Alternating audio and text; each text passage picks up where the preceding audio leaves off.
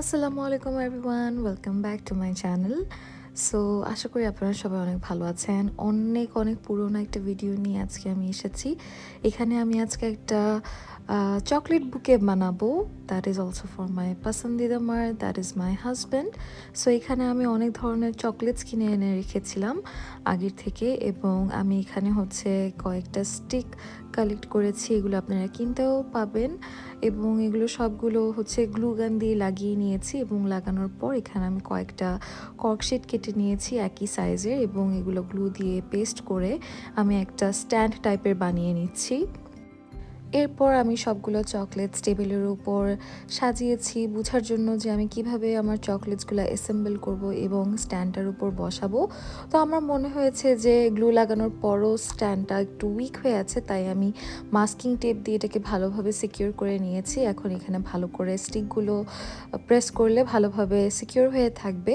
So এই যে আমি এখন আস্তে আস্তে সবগুলো চকলেটস যেভাবে অ্যাসেম্বল করেছিলাম সেভাবে প্লেস করছি।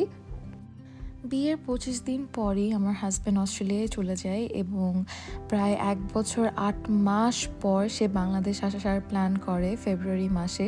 যেহেতু অনেক বছর পর সে আসছিল, so I thought why not make something really special for him by myself. তাই আমি ডিসাইড করলাম যে আমি হাতে বানানো একটা চকলেট বুকে বানাবো ওর জন্য, যেটা অনেক বেশি স্পেশাল হবে। এবং এতদিন পর গিয়ে আমি হচ্ছে এই ভিডিওটা আপলোড করছি। এখন তো আমি ওর সাথেই থাকি অস্ট্রেলিয়াতে, আলহামদুলিল্লাহ। বাট এই যে এই ছোট ছোট জিনিসগুলো ভিডিও করে রাখলে মেমরি হিসেবে অলওয়েজ থেকে যায়। সো এখন হচ্ছে আমরা নেক্সট স্টেপে চলে যাব। অবভিয়াসলি এটা এভাবে দিলে তো দেখতে সুন্দর লাগবে না, তো তাই আমি হচ্ছে 2 কালারের সলিড কালারের র্যাপিং পেপার নিয়েছি। এটাকে ভিডিওতে যেভাবে দেখানো হয়েছে সেভাবে 2বার ফোল্ড করতে হবে, তাহলেই অনেক সুন্দর একটা শেপ চলে আসবে। সো এই র্যাপিং পেপারটা দিয়ে আমি হচ্ছে কর্কশিটের বেসটা হাইড করে ফেলবো স্কচ টেপ দিয়ে সিকিউর করে।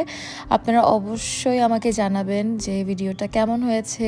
আপনারা চাইলে আপনাদেরও প্রিয় মানুষের জন্য এরকম একটা হাতে বানানো জিনিস রেডি করতে পারেন, এবং আমি এটার সেকেন্ড পার্ট অবশ্যই পোস্ট করব, যেখানে আমি সবগুলো গিফটস ওকে দিয়েছি এবং ওর রিয়াকশন ভিডিওটা আপনাদের সাথে অবশ্যই শেয়ার করব। সো আজকের জন্য এতটুকুই।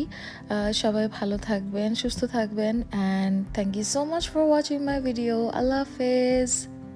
Don't forget to like, comment and subscribe.